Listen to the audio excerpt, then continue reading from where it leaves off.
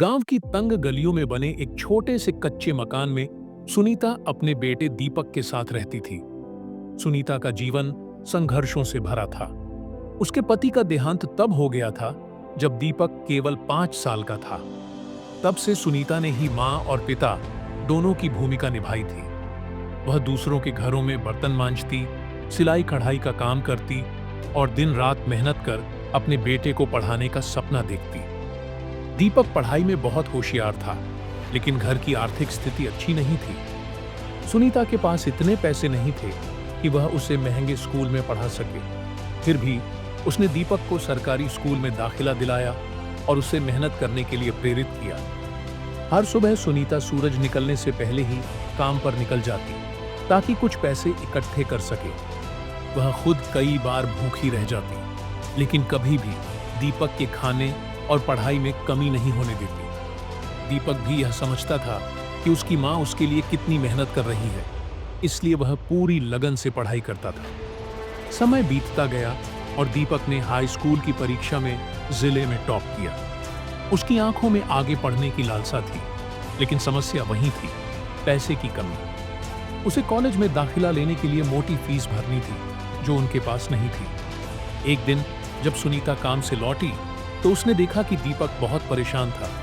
उसने पूछा, क्या हुआ बेटा, तू इतना उदास क्यों है? दीपक ने भारी मन से जवाब दिया, माँ, कॉलेज में दाखिले की आखिरी तारीख आ गई है, लेकिन हमारे पास पैसे नहीं हैं।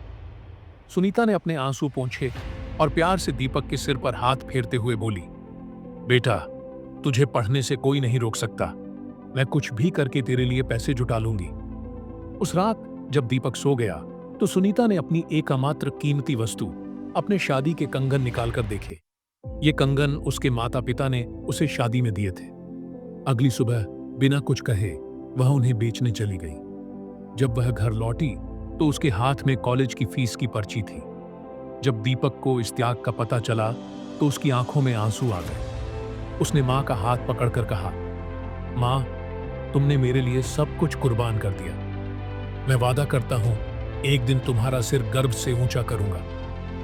इसके बाद दीपक ने मन लगाकर पढ़ाई की। उसकी मेहनत और मां के आशीर्वाद ने रंग लाया और उसने सरकारी प्रशासनिक परीक्षा में पहला स्थान प्राप्त किया। जब उसका चयन एक बड़े अधिकारी के रूप में हुआ तो पूरे गांव में खुशी की लहर दौड़ गई। उस दिन जब दीपक अपनी मां को एक बड़े सरकारी बंगले में लेकर आया तो उसकी आंखों में खुशी के आंसू थे।